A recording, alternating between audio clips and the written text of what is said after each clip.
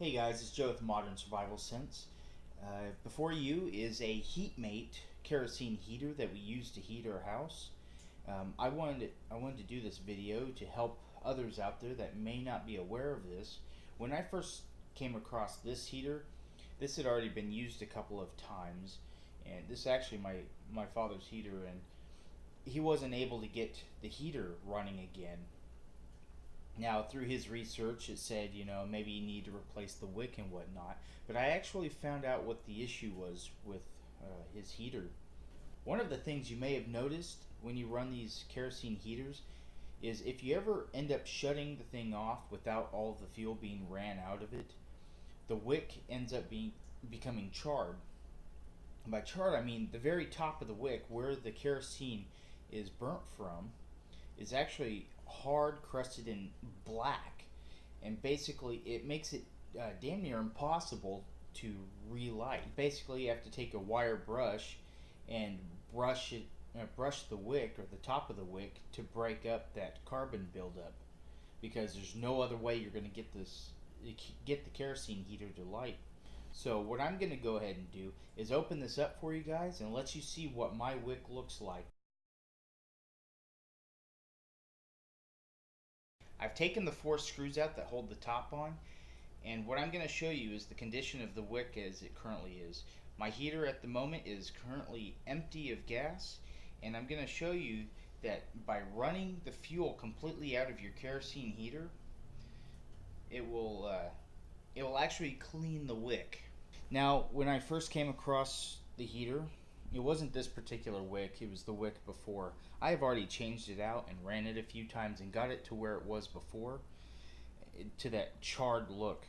And once it becomes charred, the kerosene doesn't want to absorb into the top of the wick where it normally burns from, and getting it to light or stay lit is virtually impossible.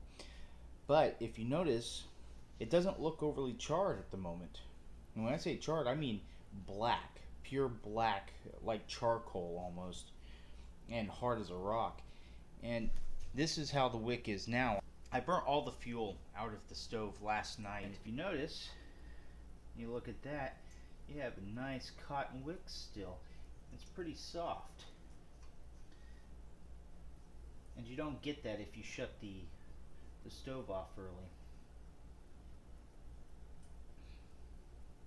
So what we try to do is try to figure out exactly how long I plan on burning my kerosene heater, and I'll only fill up that much fuel. What I'll do is say 6-7 o'clock or so, I'll fill it up to where it's about a third to a half full, maybe less than that. I stay up a little bit late, but I'll fill it up to where it'll only run for a few hours, and then I'll let it burn out completely. And this is the condition my wick is in after doing so. Well, the reason why I'm doing this video is because I had a heck of a time trying to get this kerosene heater functioning once it was to the point of the wick was in the condition it was in. So I hope there's somebody out there that may be in my position that this video can help, so that they can avoid some of the pain that I've had to go through. Alright, well guys, I hope you enjoyed this video. If you did, give me a thumbs up and subscribe. Until next time, this is Joe. See ya.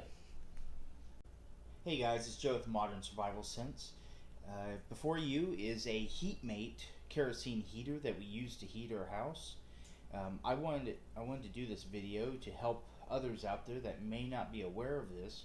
When I first came across this heater, this had already been used a couple of times, and this is actually my father's heater, and